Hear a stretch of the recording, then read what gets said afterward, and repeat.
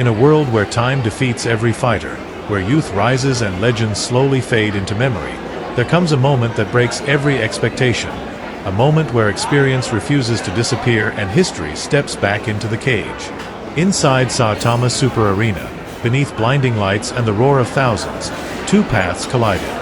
One fueled by relentless pressure, raw power, and rising dominance. The other built on years of war, patience, and precision. Amir Aliakbari stepped forward carrying hunger and the belief that this was his time, while across from him stood Mirko Cro Cop Filipović, a name carved into combat history, a man many believed had already given everything he had. But legends don't ask for permission to return. They wait, they watch, and when the moment finally comes, they strike. What followed was not just a fight, but a reminder that timing can break pressure, precision can silence power, and in a single second, everything you believe about a fight can change forever. The arena breathed like a living beast under the blazing white lights of Saitama Super Arena, where thousands of voices merged into one continuous storm that shook the walls and made every second feel heavier than the last. This was not just another fight, it was a collision of history, power, pride, and survival. Two men stepped forward carrying entire nations and decades of expectation on their shoulders while the world watched in silence before violence. Amir Aliakbari stood across the cage representing Iran, built from world-class wrestling discipline, raw strength, and relentless pressure forged through years of competition where only the strongest endure. Opposite him, Mirko Cro Cop Filipović moved with a calm, dangerous stillness that only comes from experience.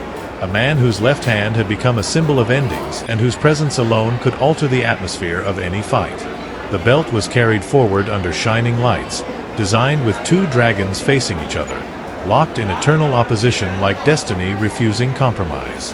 As it was displayed between them, the entire arena felt the weight of what was about to unfold. Moments like this are not repeated. They are lived once and remembered forever.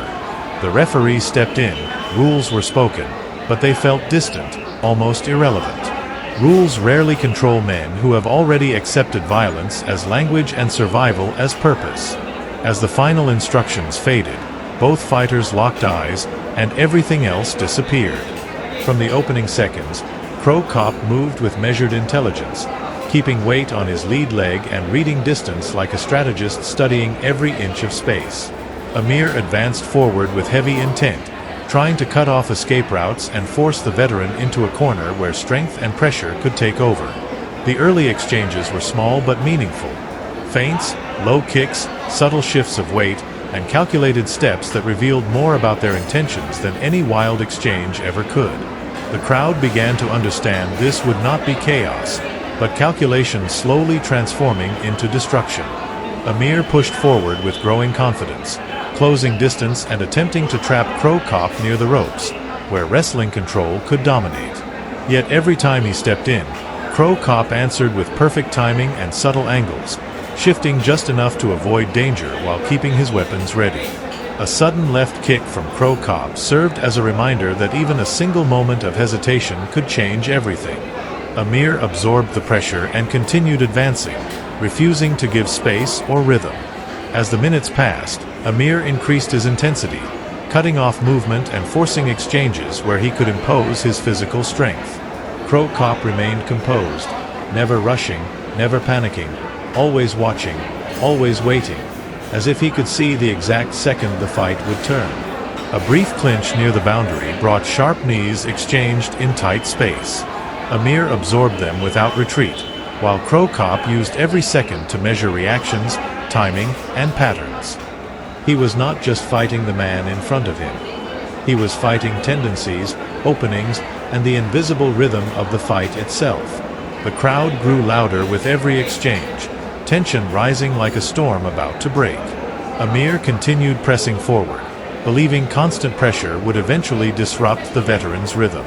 But Cro Cop began to find something deeper, a shift in timing, a quiet confidence returning to his movements. He started recognizing the exact moments when Amir became vulnerable during his forward steps. Then it happened in a fraction of a second that felt longer than time itself. Cro Cop launched a left hand, sudden, precise, and perfectly timed. It cut through space and landed clean, breaking Amir's posture and disrupting his balance just enough to open the door to something irreversible. The arena reacted instantly. Cro Cop followed with another left hand, sharper, heavier, more decisive, and it connected again, forcing Amir backward as his defense began to collapse under the weight of precision rather than raw power. Amir attempted to recover, to reset his stance and regain control, but momentum had already shifted completely. Cro Cop sensed it immediately. He stepped forward with controlled aggression, no longer waiting, no longer reacting, now finishing. Each movement became more confident, more committed, as he closed distance and delivered the final sequence. The strikes carried the full weight of timing, experience, and inevitability. Amir dropped under the impact, unable to regain footing, and the fight ended in a moment that silenced the arena for a heartbeat before erupting into chaos. Cro Cop stood above the moment not with wild celebration but with calm understanding.